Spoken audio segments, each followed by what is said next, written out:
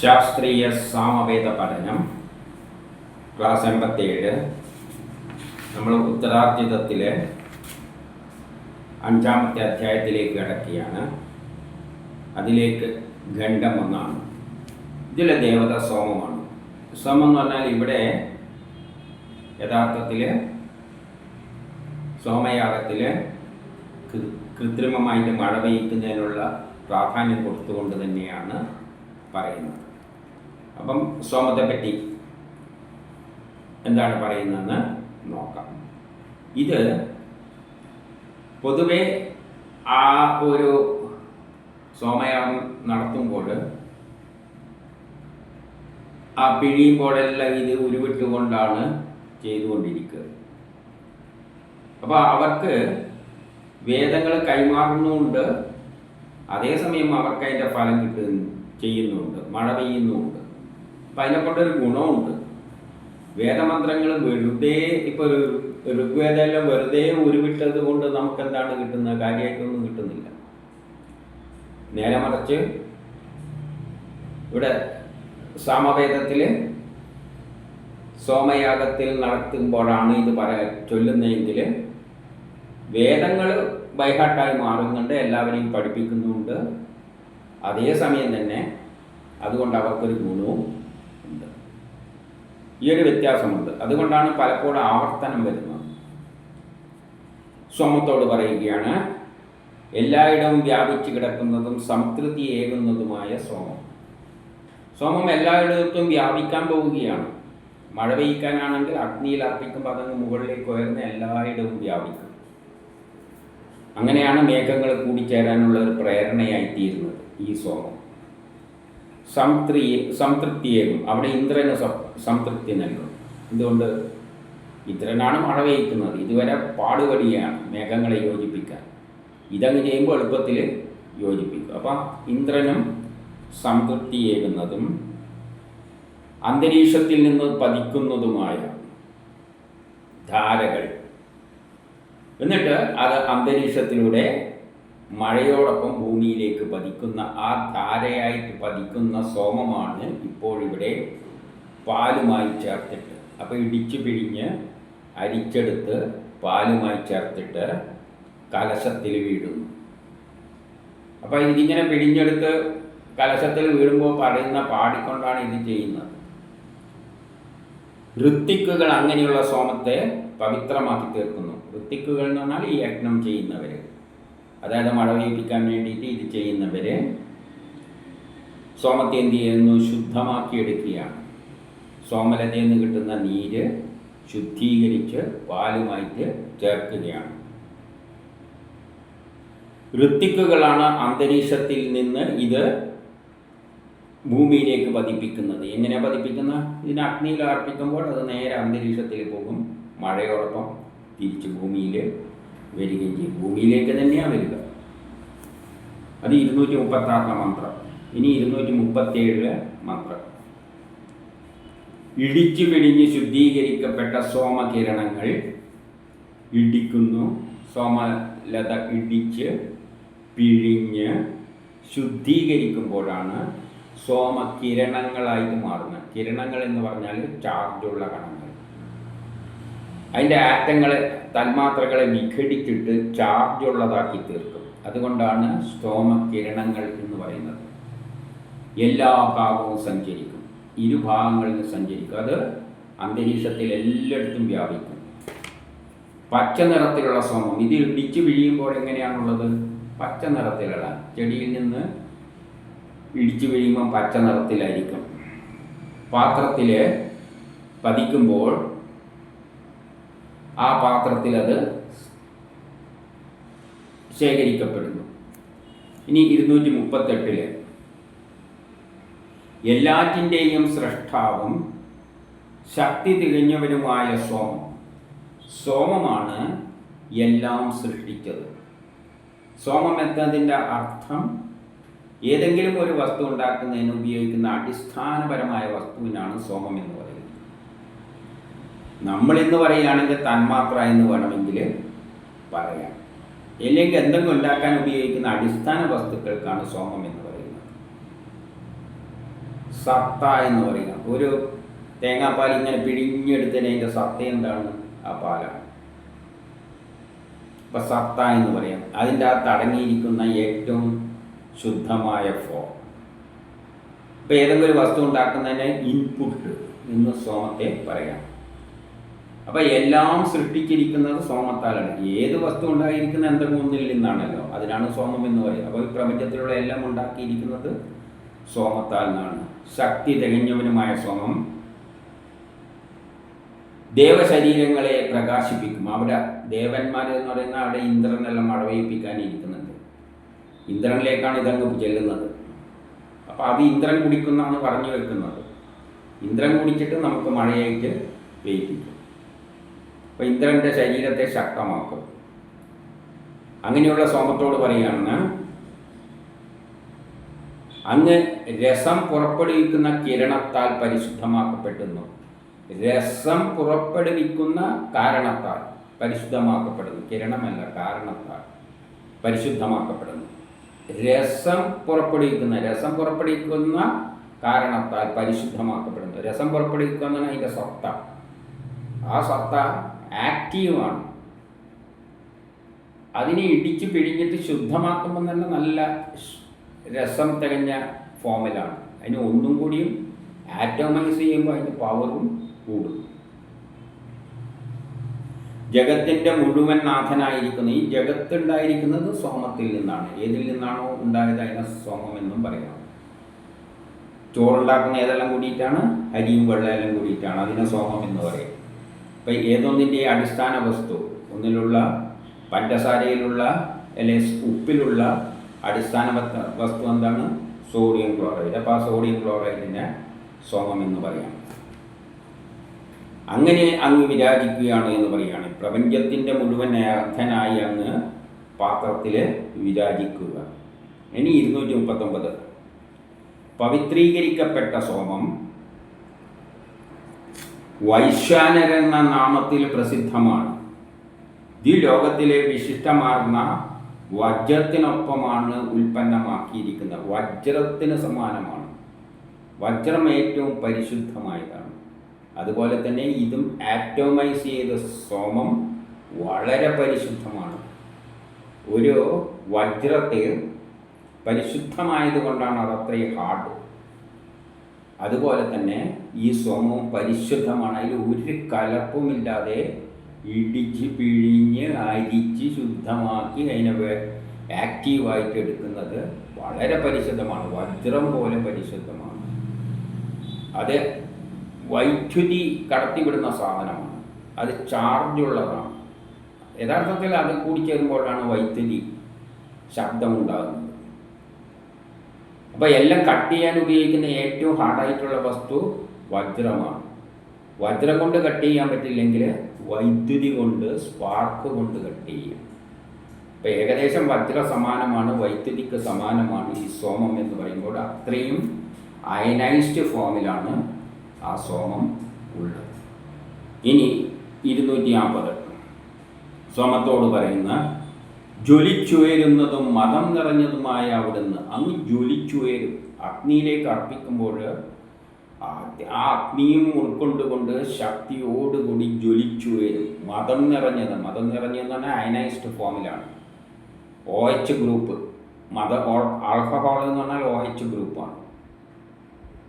അത് അയനൈസ്ഡ് ഫോമിലുള്ള ഒരു തരത്തിലാണ്. അതുകൊണ്ട് മതം നിറഞ്ഞിരിക്കുന്നതുമായ അവിടുന്ന്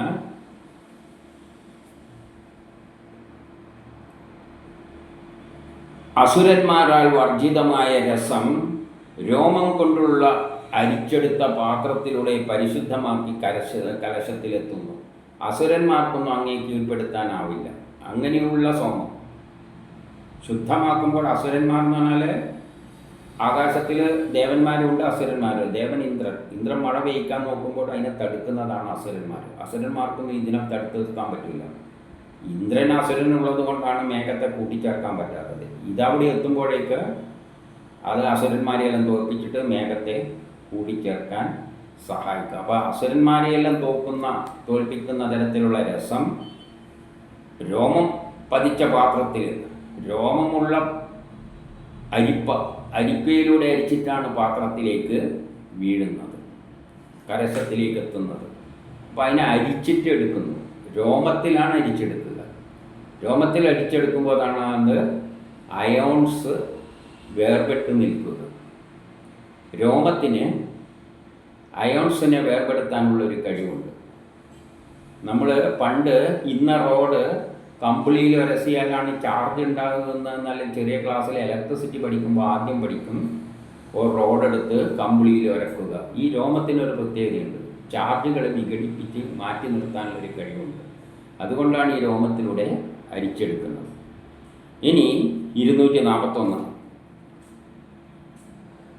സംസ്കരിച്ച ഈ സോമത്തിൻ്റെ ശക്തി പ്രകാശിക്കുന്ന തരത്തിലാണ്. പ്രകാശിക്കുക എന്ന് പറഞ്ഞാൽ വെളിച്ചപ്പോഴാണ് വരിക. മേഘങ്ങളിൽ കൂട്ടി ചേരുമ്പോൾ വൈദ്യുതി ഉണ്ടായിട്ടാണ് ആ ഇടിമിന്നൽ ഉണ്ടാകുന്നത്. അതുമാതിരി പ്ലഗിൽ സോക്കറ്റിൽ പ്ലഗ് കുത്തുമ്പോൾ ചാർജ് ചാടുമ്പോഴാണ് തീപ്പൊരി മാറുന്നത്. അതുപോലെ ഇത് ചാർജായി മാറുന്നുണ്ട്.